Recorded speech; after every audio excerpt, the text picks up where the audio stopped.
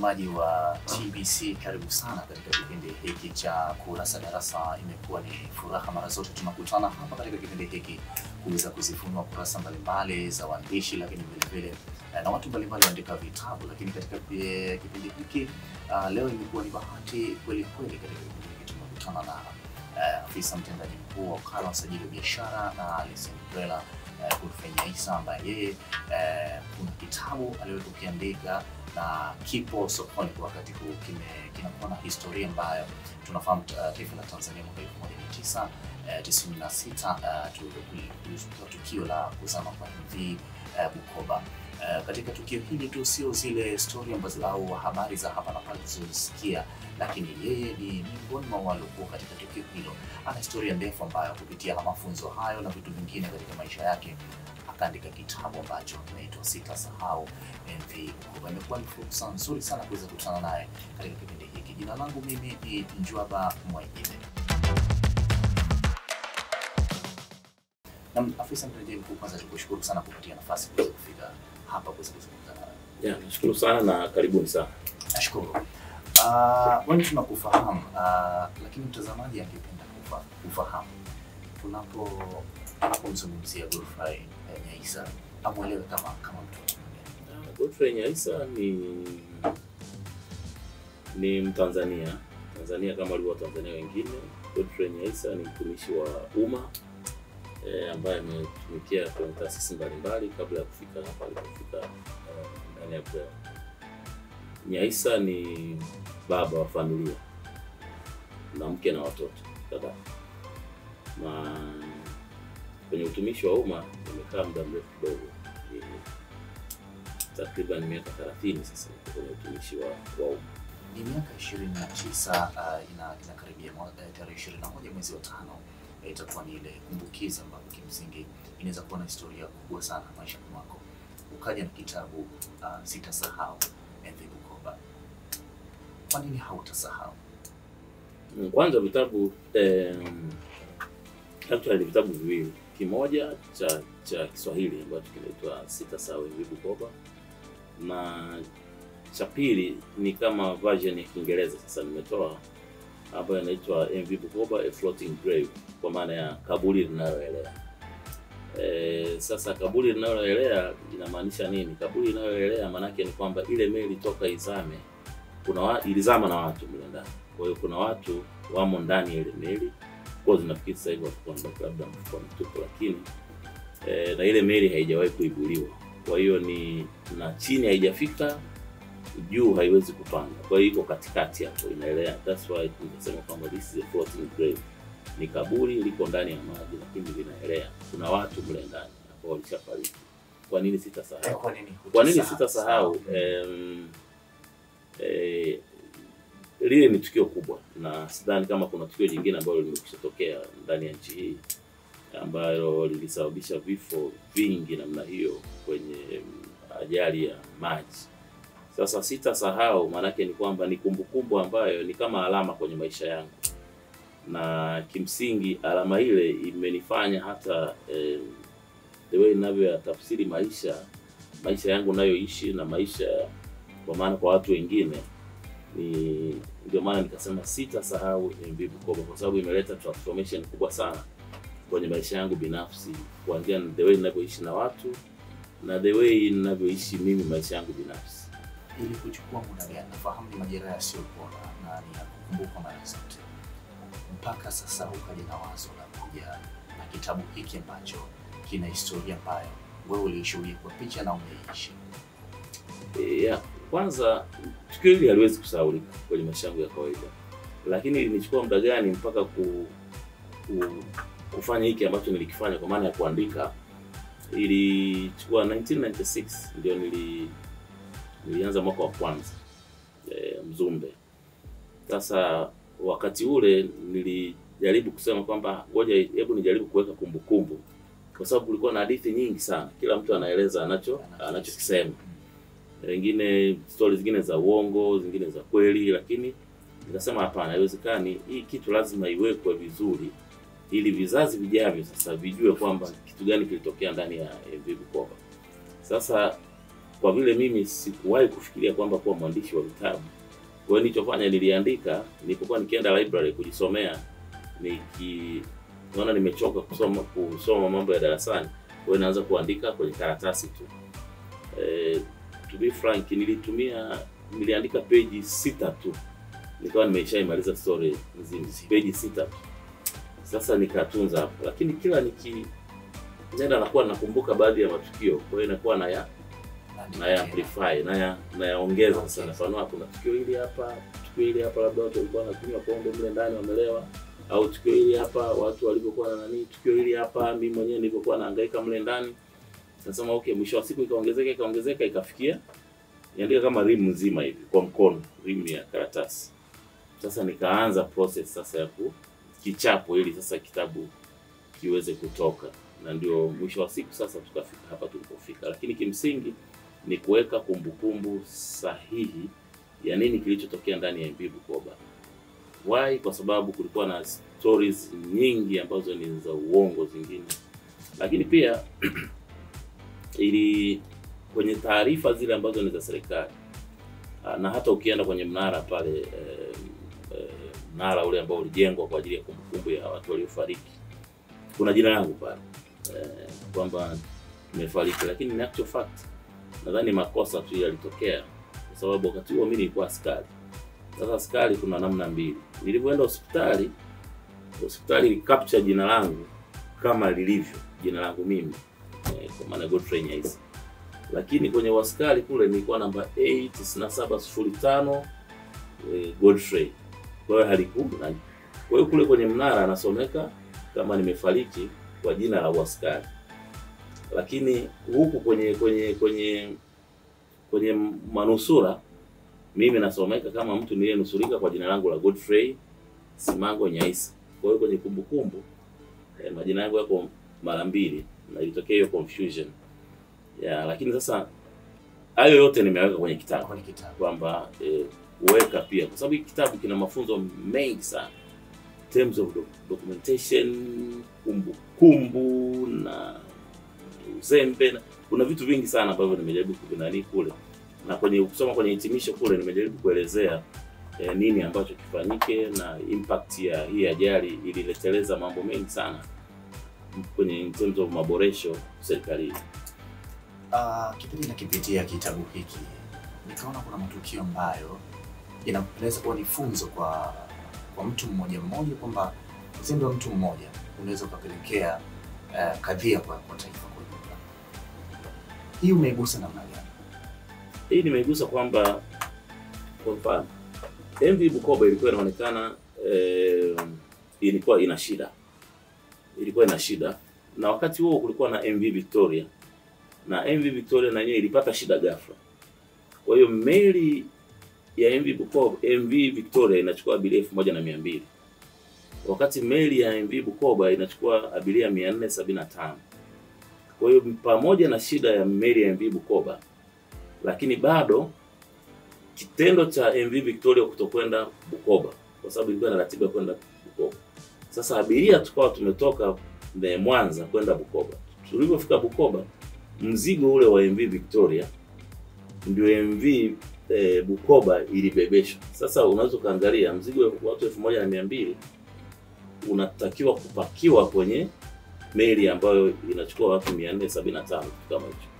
Sasa unaona uzembe wa mtu mmoja tu, decision making, kwamba ufanye maamuzi wakati gani ili kuokoa kitu fulani. Na mle ndani pamoja na mambo mengine yote, mzigo ulizidi kwenye MV Bukoba. Unaangalia ilikuwa ni kama soko, yani mle ndani ilikuwa ni mimi mwenyewe sikuwa na ticket wakati wa kurudi. Nikaingia mle ndani, ina maana tulikuwa wengi watu wa design hiyo. Na of course watu wengi walikosa ticket pale Bukoba. Kwa hiyo na wao wakaenda port inayofuatia inaitwa Kemondo. Sasa pale Kemondo haina security. Na hawakuwepo na forecasting kwamba kujua okay, hawa watu ambao wameshindwa kupanda hapa wakienda Kemondo watapanda. Kwa hiyo tukae tunafika Kemondo pale, wale watu wote tuliowaacha Kagera, kwa sababu kutoka Bukoba kwenda Kemondo it's 15 minutes kwa gari, lakini kwa meli inatumia almost 1 hour. Kwa hiyo maana yake ni kwamba huyo mtu atafika mapema, atawasubiri pale. Kwa hiyo tumefika pale, maamuzi hayakuwa sahihi, watu wote waliokuwepo pale na wao wakapanda mle ndani ya meli. Matokeo yake tunaondoka, maji mtu anashika kwa mkono hivi, yani meli inama kabisa mpaka maji unaweza kushika kwa mkono. Kwa hiyo the decision making ni kitu cha msingi sana. Ukiangalia cycle nzima ya ile ajali, ilikuwa ni swala la maamuzi tu, kwamba mtu mmoja hakufanya maamuzi sahihi, matokeo yake ndio akatuletea hiyo zahama ambayo ilipoteza watu pamoja na mali. Katika kitabu hiki nikiwa nakipitia, kuna wakati kwenye fikra zako kuna muda kama hofu ilikuwa inakupata, lakini ulikuwa na uwezo wa kubaki uenda Bukoba kwa marafiki zako, lakini baadaye ikabidi usafiri ili kusudi kwa namna moja au nyingine ukasalimie ndugu jamaa na marafiki. Tunaweza tukasema, na kuna kauli moja katika uandishi wa kitabu chako ukasema kwamba siku yako kama itakuwa haijafika haijafika. Ya, ni kweli. Unajua ile watu wanasema nyani kutaka kufa miti yote itereza. Sasa kama ulikuwa umeandikiwa ajali, unaweza ukawa unahangaika sana. Unafikiria kuahirisha, unafikiria kuna nini. Ukisoma kwenye kitabu changu nimejaribu kuelezea jinsi nilivyokuwa na maswali mengi sana. Kwa sababu meli mimi nilikuwa sijawahi kupanda. Ilikuwa ni mara yangu ya kwanza. Kwa sababu mimi nyumbani ni Serengeti.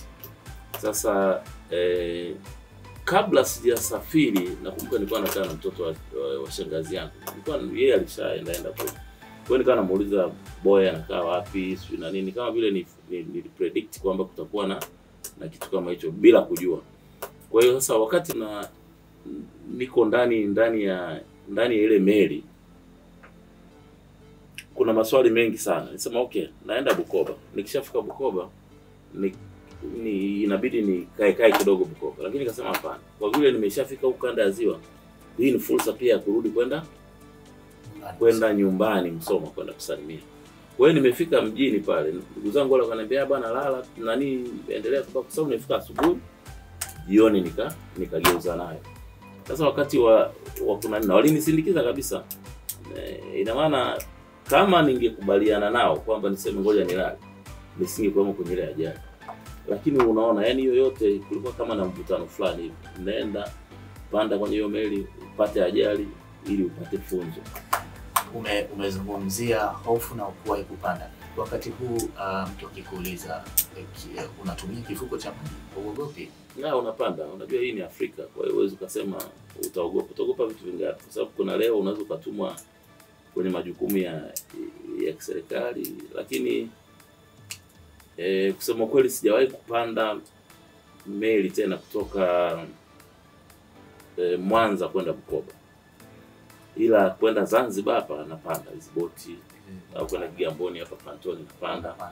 Ya, lakini safari ya meli ndefu kama ile ya kutoka Mwanza kwenda Kagera sijawahi. Kupitia uzoefu na mapitio mapitio katika MV Bukoba, ni funzo gani ulilopata ambalo kwa sasa unalitumia kuendesha taasisi unayoongoza? Funzo kubwa ambalo nimelipata ni uvumilivu.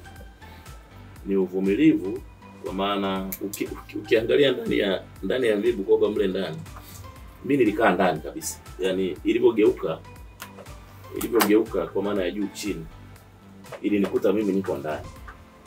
Kwa hiyo struggle zile za mle ndani, unakimbia kona hii hapa, unaenda kona hii hapa, hakuna kitu cha kushika, hakuna mtu wa kukusaidia.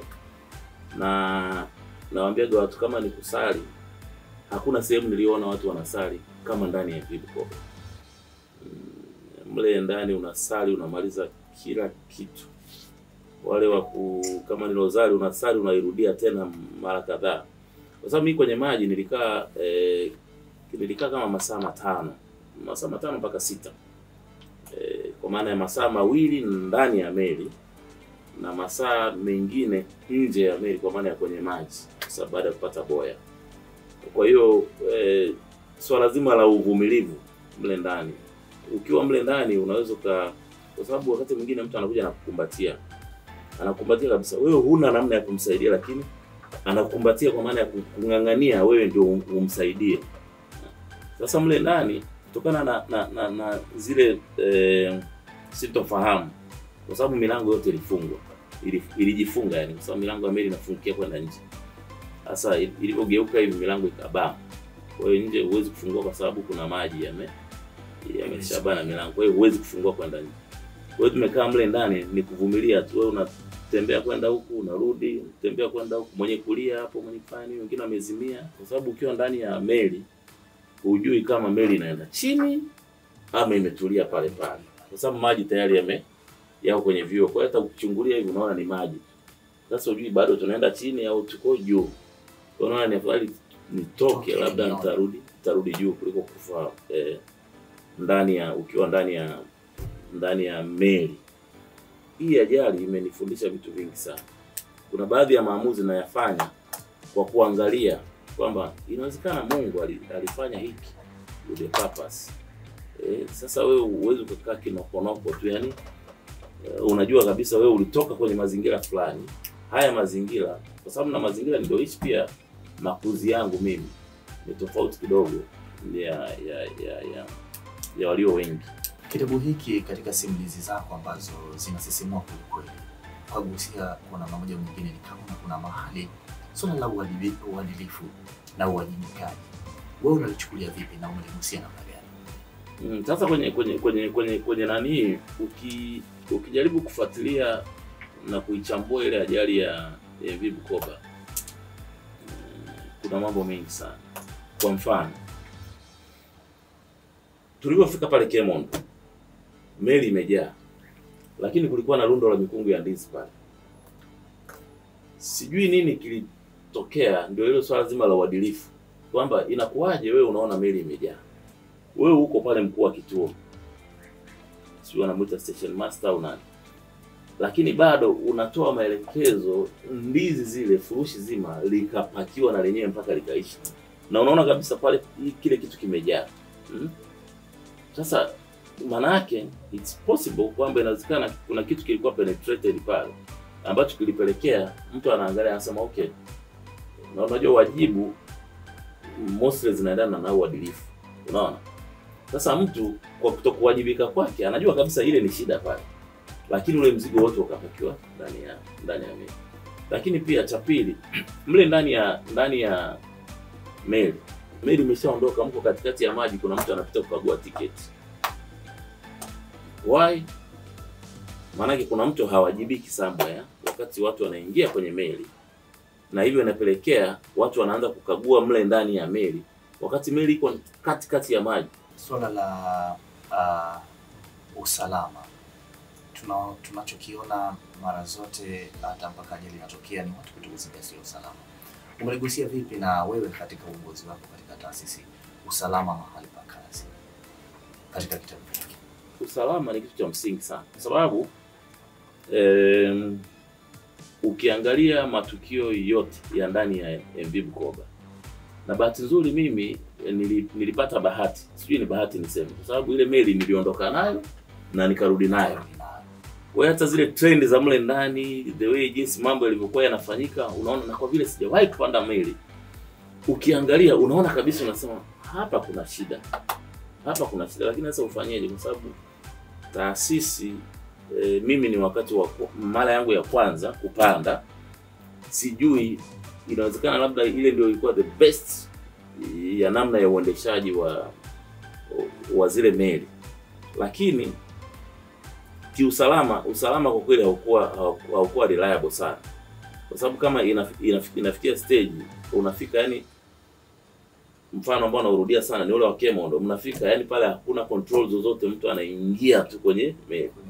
Alafu sina hakika kama kulikuwa na kamera wakati ule, kwa sababu kama hakuwepo na kamera ni changamoto nyingine, na mazingira pia ya wafanyakazi, kwa sababu ukiangalia ile nani ya MV Bukoba, nadhani kulikuwa na changamoto pia na mazingira ya wafanyakazi.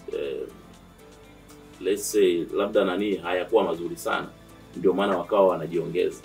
Safari yako ya maisha kutoka udogoni sasa mpaka ulipofikia kupata ile changamoto mpaka wakati huu, imekuwezesha vipi kuhakikisha kwamba unakwenda kutumikia umma wa Tanzania na kuleta matokeo chanya na yenye mfano? Mimi nimekulia kijijini. Nilizaliwa mjini hapa, baadaye ndio tukaenda kijijini. Kwa hiyo elimu yangu ya msingi katikati mpaka kumaliza la 7 mpaka kwenda sekondari nimesoma kijijini kabisa. Nimechunga sana, nimewinda. Mazingira yale ya kijijini kwa kweli yalinishape sana. Kwa maana naambia watu, unajua management wakati mwingine miaka ile ya zamani wazee wetu walikuwa wanatufundisha management tukiwa wadogo. Yaani mtu wewe unatembea let's say kilomita 3 kwenda shule, kilomita 3 kwenda, kilomita 3 kurudi. Ndio mazingira ambayo mimi nimeishi hayo. Kwa hiyo yale yamenishape sana. Kuna wakati miaka ya nyuma ile tulikuwa tunafulia majani ya mipapai. Unachanganya na shati yako nyeupe unafua. Sasa majani ya mipapai unajua ni sabuni pia. Inaonekana kila kitu matuka mtu anaona. Vijana wa mboga saba inawezekana hamjui. Kwa hiyo mimi nikiona nikiangalia hapa kila mtu ana background yake. Ambayo watu wengine hawajui. Lakini mtu anaweza kukuona leo jamaa yuko sio. Jamaa ametoka kwenye maisha. My friend, tunaenda kwenye mashamba huko tunalangua miwa, tunajitisha kichwani. Kwa hiyo wakati mwingine hii background inanisaidiaga sana. Mtu anaweza kuja hapa na kupiga uongo na niambia sikiliza, achana na biashara hiyo.